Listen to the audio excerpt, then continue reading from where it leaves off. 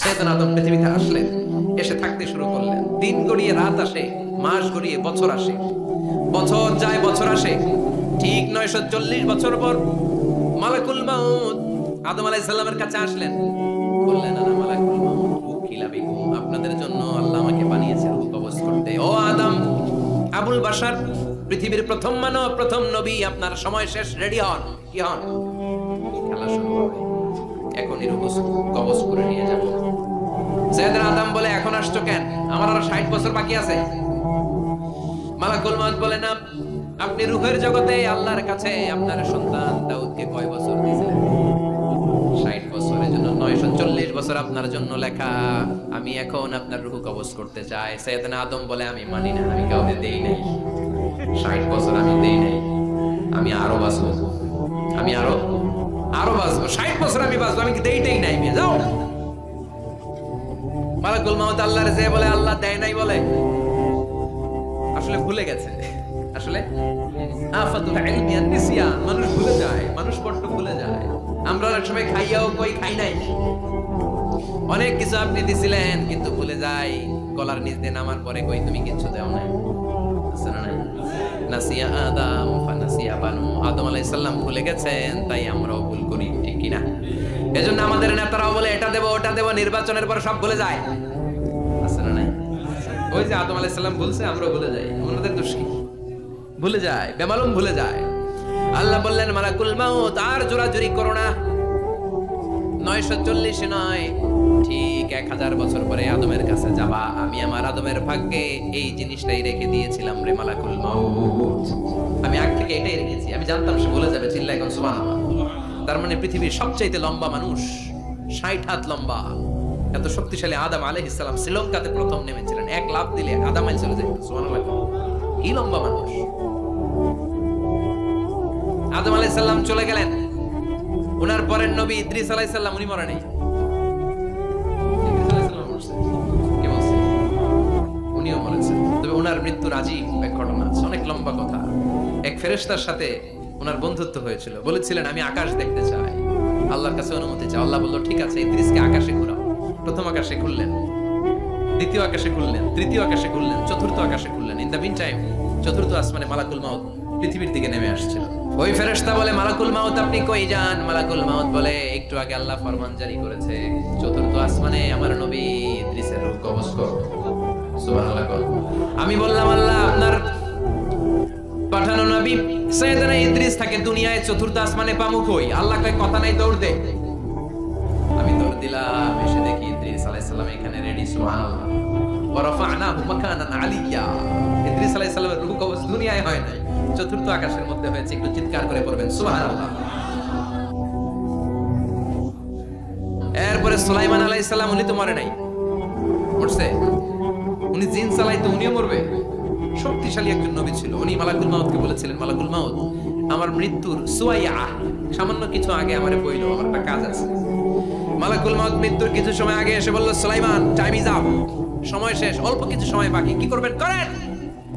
সাইয়েদনা সুলাইমান জিনদেরকে ডাকলো, ও জিনেরা, বিশাল একটা প্রজেক্ট আছে, প্রজেক্টে কাজ শুরু করো।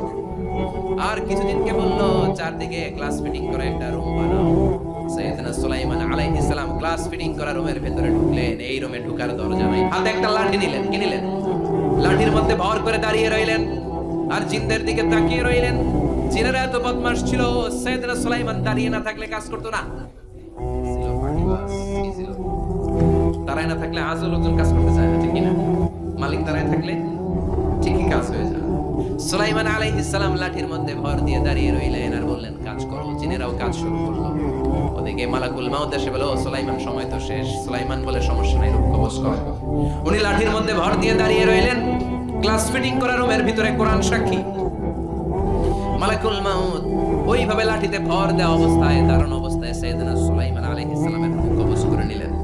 উনি এমন ভাবে দাঁড়িয়েছেন, রূহ চলে গেল, লাশ হয়ে দাঁড়িয়ে রইলেন। লাঠির মধ্যে দাঁড়িয়ে আছেন, জমিনের মধ্যে লুটিয়ে পড়ে নাই। সুবহানাল্লাহ। জিনগুলো দূর থেকে ভাবলো, বস তো দাঁড়ায় আছে। কে দাঁড়ায় আছে?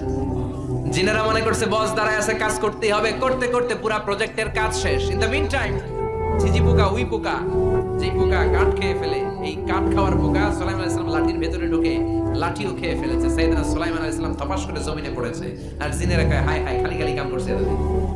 সুবহানাল্লাহ কবেন না? সুলাইমান আলাইহিস সালাম বাঁচতে পারেন, চলে গেলেন। মুসা আলাইহিস সালাম মরছে, উনি মরবে কেন? উনি তো খালি মারে। মরছে এক থাপ্পড়ে ফেরাউনের বাবুর্চি নাই। মুখের আগে হাত চলতে কয়েকজন, এর মধ্যে মুসা আলাইহিস সালাম আছেন না নাই? মালাকুল মাউত মানুষের আকৃতিতে অনুমতি না নিয়ে ঘরের ভেতরে ঢুকে গেল। ঢুকে বলে আনা মালাকুল মাউত, আমি মৃত্যুর ফেরেশতা। তো কি চাও? জিতু আনা আকবাদা রূহাক, আপনার রূহ কবজ করতে আসছি। কিন্তু মুসা আলাইহিস সালাম দেখতেছেন দিব্য একজন মানুষ, কি দেখে?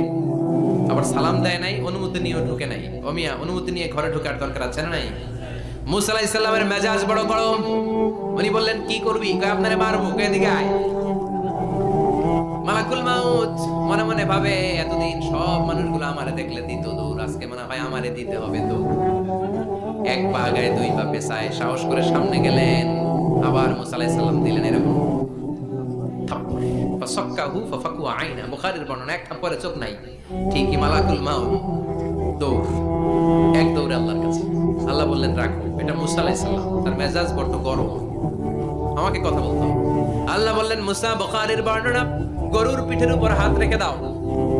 রাখা হলো। তোমার হাতের নিচে গরুর যত পশম, প্রত্যেক পশমের বিনিময়ে এক এক বছর করে হায়াত বাড়িয়ে দিলাম। মুসা আলাইহিস সালাম অনেক চালাক নয়, উনি বললেন আল্লাহ আমার হাতের নিচে যদি গরুর 2000 পশম থাকে, তার মানে 2000 বছর হায়াত বাড়িয়ে দিলেন, কিন্তু এক্সট্রা হায়াত যখন শেষ হয়ে যাবে এরপরে কি হবে? আগে ওইটা বলেন। আল্লাহ বললেন সুম্মাল মাউত, তারপরে তো মুসা মরতেই হবে, আসতেই হবে। সাইয়েদনা মুসা আলাইহিস সালাম বললেন ফাল আনা, তাহলে আর দেরির দরকার নাই, এখনই আমি আপনার কাছে চলে যেতে চাই। মালাকুল মাউত মুসা আলাইহিস সালামের রূহ নিয়ে উড়াল দিলেন। সুবহানাল্লাহ। বুঝতে পারছে? বিশ্বনবী মরে নাই, উনি ইন্তেকাল করেছেন। চিল্লা এখন ঠিক কিনা? ইন্তেকালের আগে বিশ্বনবী প্রচন্ড অসুস্থ হলেন। মা আয়েশারে ডেকে বললেন আয়েশা, মনে হয় আমি বাঁচবো না। ওই যে খায়বার বিজয়ের দিন, খায়বার দুর্গ বিজয় করার পরে এক ইহুদি মহিলা আমারে দাওয়াত দিয়েছিল। ওই দাওয়াত খেতে যাওয়ার পরে গোশতের মধ্যে বিষ মাখানো হয়েছিল রে আয়েশা। ওই বিষ মাখানো খাসির গোশত খেয়ে যে ব্যথা আমার পেটে উঠেছিল, আজ আবার সেই ব্যথা উঠেছে। বিশ্বনবী ওই বিষ খাওয়ানো গোশতের কারণে ইন্তেকাল করেছেন। তার মানে বিশ্বনবী শাহীদ। জামা আল্লাহু বাইনা নবুওয়া ওয়া শাহাদা, আল্লাহ বিশ্বনবীকে শুধু নবী বানায় নাই, শহীদ হিসেবে কবুল করেছেন। সুবহানাল্লাহ কবেন না? প্রচন্ড অসুস্থ, উনি ছাড়া মসজিদে নববীতে কেউ ইমামতি করার সাহস পায় না। বিশ্বনবী বললেন আবু বকর তুমি যাও, আবু বকরও যায় না। বিশ্বনবী বললেন পানি আনো। বিশ্বনবী পানি দিয়ে ওযু করলেন। ওযু করে কয়েকজন সাহাবীকে ধরে উঠতে চাইলেন, আবার তপাস করে বেহুশ হয়ে পড়লেন। বিশ্বনবী উঠতে পারে না। আবার বললেন ঠান্ডা পানি আনো। পানির ভেতরে বিশ্বনবী দুই হাত ঢুকিয়ে দিয়ে ঠান্ডা ভিজা হাত দিয়ে চেহারার মধ্যে মাসে করলেন, আর বললেন ইন্নালিল মাউতি লা সাকারাত, আইরে মৃত্যুর কি যন্ত্রণা, আইরে মৃত্যুর যে কি কষ্ট। ও মিয়া, বিশ্বনবী যদি মৃত্যুর কষ্টে কাতরায়, আমাদের অবস্থা কি? আমাদের নসিবে কি আছে? আল্লাহ তুমি বাঁচাও, পড়ে না আমি।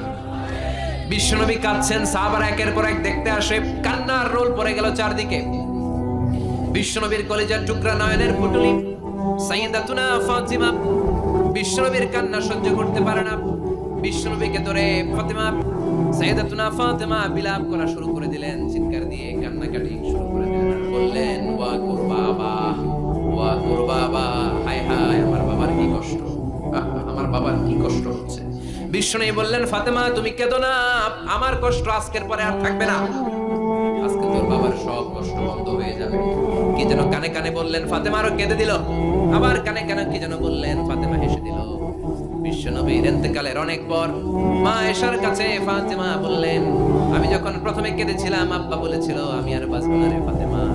আবার কানে কানে একটা কথা বলার পরে হেসেছিলাম, আব্বা বলেছিল আমার পরে আমার পরিবার বর্গের মধ্য থেকে সর্বপ্রথম তোমার সাথে আমার দেখা হয়ে যাবে রে ফাতেমা। অল্প কয়েক মাসের ব্যবধানে সাইয়্যিদাতুনা ফাতেমা উনি ইন্তেকাল করলেন। বিশ্বনবী শোয়া থেকে উঠতে পারে না। এক সাহাবীকে দেখলেন মেসওয়াক করছে। বিশ্বনবী মেসওয়াকের দিকে তাকিয়ে রইলেন। বিশ্বনবীর নিথর দেহটা পড়ে আছে। আয়েশারে যে বলবে আয়েশা মেসওয়াক দাও, বলতে পারে না। মা আয়েশা বুঝতে পেরে মেসওয়াক আনলেন, বিশ্বনবীকে মেসওয়াক করিয়ে দিলেন। এবার বিশ্বনবী বললেন, ও আবু বকর শোনো, আল্লাহ আমাকে অপশন দিয়েছে। কি দিয়েছে? আল্লাহ বলেছে নবী আজীবন থাকতে চাইলে থাকেন, আর আসতে চাইলে চলে আসে। আমি থাকতে না যে আল্লাহর কাছে চলে যাওয়ার ইচ্ছা করলাম। সাইয়েদনা আবু বকর কান্না জুড়ে দিলেন। বিশ্বনবী বললেন, আসসালাত আসসালাত, ও আমার উম্মতেরা নামাজ তরক করো না। ইন্তেকালের আগে বললেন নামাজ ছেড়ে দিও না। আর বললেন, ওমা মালাকাত আইমানুকুম, তোমাদের অধীনস্থ কর্মচারীদের সাথে খারাপ আচরণ করো না। খাম শুকানোর আগে পয়সা দিয়ে দিও। আর হাত দুটো উঁচু করে বললেন, আল্লাহুম্মা ইলার রাফিকিল আলা, ও আল্লাহ আমি আপনার কাছে যেতে চাই। এই কথাটা বলে বিশ্বনবীর হাত দুইটা থপাস করে জমিনে পড়ে গেল। বিশ্বনবীও চলে গেলেন। থাকতে পেরেছে কেউ? চিল্লায় বলেন। এজন্য আমরা আল্লাহর কাছে ঈমানি মৃত্যু চাই। কি মৃত্যু? আমরা উত্তম মৃত্যু চাই। চিল্লায় বলেন, কি মৃত্যু? এজন্য মরণের আগে ঈমান নিয়ে মরার দরকার আছে না নাই? নিয়মিত ইউটিউব ভিডিও দেখতে সাবস্ক্রাইব করুন। নতুন নতুন ভিডিও পেতে ঘন্টা বাটনটি চাপুন।